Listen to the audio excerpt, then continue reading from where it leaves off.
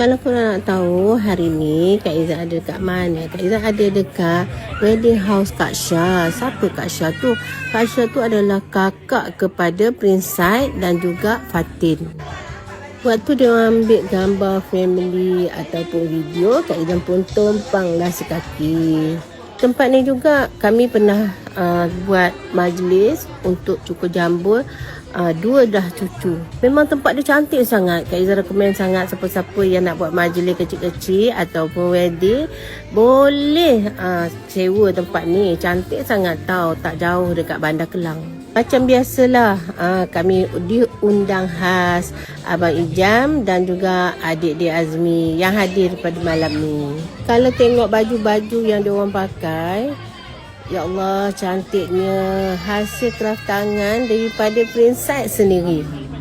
Prince Said juga pernah buat baju Kak Izzat dengan Abang Ijam. Memang cantik sentuhan dia.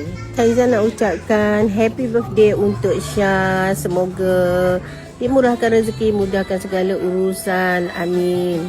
Buat Prince Said dan juga anak-anak, sangat-sangat comel malam ni. Terima kasih tau mengundang kami semua.